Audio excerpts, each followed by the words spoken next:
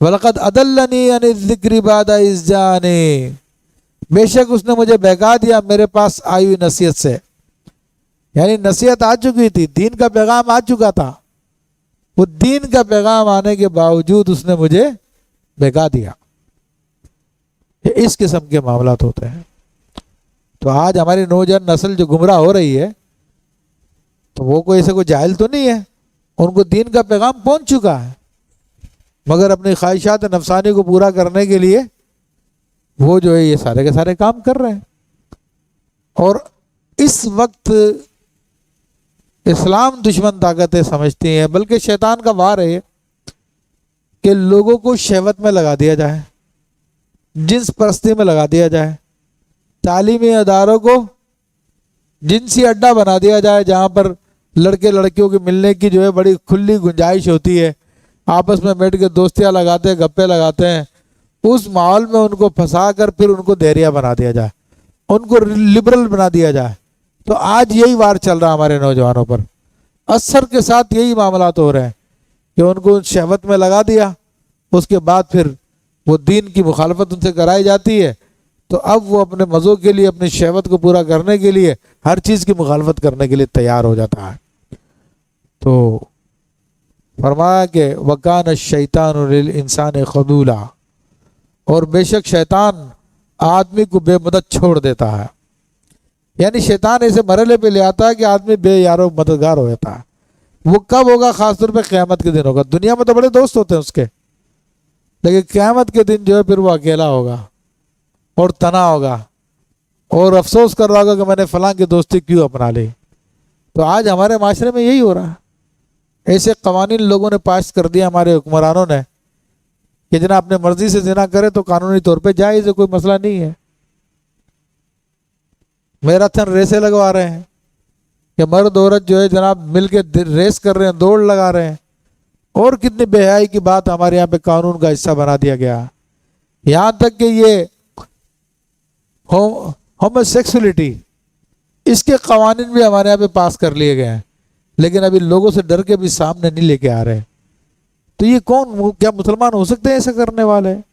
آپ اندازہ کر لیں کس کے لیے کام کر رہے ہیں، ابلیس کے لیے کام کر رہے ہیں. اور ایسے ہی حکمرانوں کے بارے میں اللہ کے نبی صلی اللہ علیہ وسلم نے فرمایا کہ وہ انسانی شکل میں بھیڑیوں ہوں گے، ان کا دل بھیڑیوں جیسا ہوگا، ان کی شکلیں انسانوں جیسی ہوں گی. یعنی ان کا مقصد مال کمانا، مال حاصل کرنا، دنیا کی شہرت حاصل کرنی. تو ایسے حکمران ہم پر آتے ہیں اور یہ سارے کے سارے کام کر رہے ہیں. تو اب یہاں پر اس آیت میں یہ بھی بتا دیا کہ رسول کی محبت بہت ضروری ہے، کہ رسول کا راستہ اپنانا بہت ضروری ہے، اس کے بغیر چارہ کار نہیں ہے. اور رسول علیہ الصلوۃ والسلام کی صحبت اس زمانہ میں ظاہری طور پہ میسر نہیں ہے، لیکن آپ کے راستے کو اپنانا تو میسر ہے.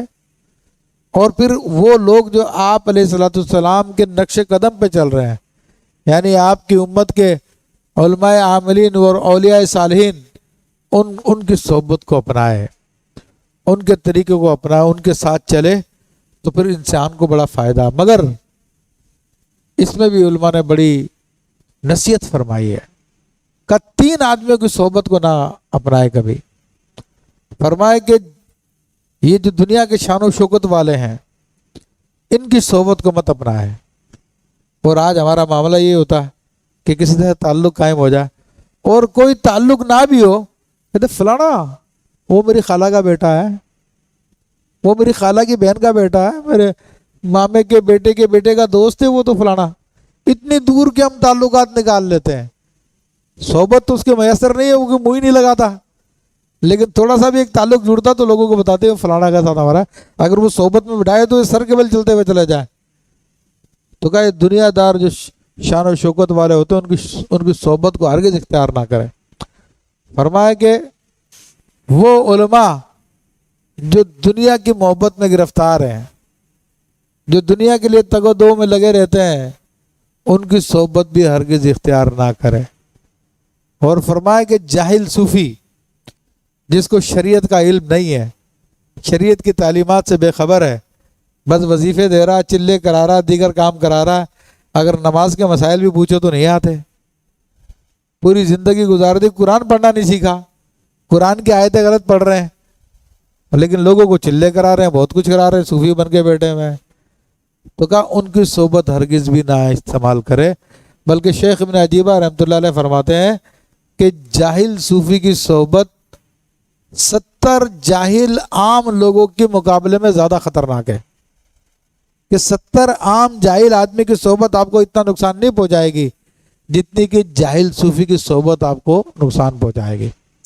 ان کی صحبت کو چھوڑے، اور جو نبی علیہ الصلوۃ والسلام سے حقیقی محبت کرنے والے ہیں، آپ علیہ الصلوۃ والسلام کے طریقے پہ گامزن ہیں، آپ کی سنت کو آگے بڑھا رہے ہیں، تو ان کی صحبت کو اختیار کریں، تو وہ انسان کے لیے کامیابی ہے۔ فرمایا کہ وقال الرسول یا ربی، اور رسول نے عرض کی، اے میرے رب، ان قوم اتخذوا هذا القرآن مہجورا، کہ میری قوم نے اس قرآن کو چھوڑنے کے قابل ٹھہرا لیا، یعنی میری قوم نے اس قرآن کو چھوڑ دیا۔ یہاں پہ قوم سے مراد ویسے تو کافر ہی ہے، کہ جنہوں نے قرآن کو ماننے سے انکار کر دیا، مگر یہاں پر لفظ تو عام ہے نا، ہمارے بھی کتنے مسلمان ہیں کہ جو دنیا کا ہر کام سیکھنے کے لیے تیار ہے، مگر قرآن سیکھنے کے لیے تیار نہیں ہے۔ فلمیں، ڈرامے، گانے باجو، دوستوں کے لیے، دیگر کام کے لیے ہمارے پاس ٹائم ہوتا ہے، مگر گھر میں قرآن مجید لپیٹ کے رکھا ہوا جزدان میں، کبھی اس کو کھولنے کی فرصت نہیں ملتی، اس کو پڑھنے کا ٹائم نہیں ملتا، تو یہ بھی تو قرآن کو چھوڑنا ہی ہے نا۔ تو اللہ کے نبی علیہ الصلوۃ والسلام قیامت کے دن اللہ کی بارگاہ میں شکایت کریں گے اور کہیں گے کہ میرے رب، میری قوم نے قرآن کو چھوڑ دیا۔ تو اصل شکایت تو کافروں کی ہے۔ وَكَذَلِكَ جَعَلْنَا لِكُلِّ نَبِيٍّ عَدُوًّا، اور اسی طرح ہم نے ہر نبی کے لیے دشمن بنا دی ہے، من المجرمین، مجرم لوگوں میں سے۔ تو ہر نبی کے لیے دشمن ہوتے ہیں، ہر زمانے میں ہوتے ہیں، جو بھی نبی کا زمانہ ہوتا تو ان کے دشمن ہوتے ہیں۔ بہرحال تو جب نبی علیہ السلام قیامت کے دن اللہ کو شکایت کریں گے، یا آپ نے شکایت کی، تو اللہ نے فرمایا کہ حبیب صلی اللہ علیہ وسلم آپ صبر کریں، یہ نبیوں کے ساتھ معاملہ میں نے رکھا ہے کہ ان کے دشمن ہوتے ہیں ہر زمانے میں، تو اس پر ان کو صبر کرنا ہوتا ہے۔ تو ایسے ہی جو نبی کے نقش قدم پر ہوتا ہے، جو اللہ کا نیک بندہ ہوتا ہے، تو اس کے بھی زمانے میں دشمن ہوتے ہیں، لیکن اس کو بھی صبر کرنا ہوتا ہے نبی کی سنت پہ عمل کرتے ہوئے۔ تو فرمایا کہ وَكَفَى بِرَبِّكَ هَادِيًا وَنَصِيرًا، اور تمہارا رب کافی ہے ہدایت کرنے اور مدد دینے کو۔ تو یہاں پہ ڈھارس بھی بنا دی ہے کہ ٹھیک ہے، دشمنوں کی آپ پرواہ نہ کریں، دشمن تو ہوں گے، مگر تمہارا رب جو ہے ہدایت دینے کے لیے کافی ہے، اور وہ مدد کرنے کے لیے بھی کافی ہے، تو دشمن تمہارا کچھ نہیں بگاڑ سکتے۔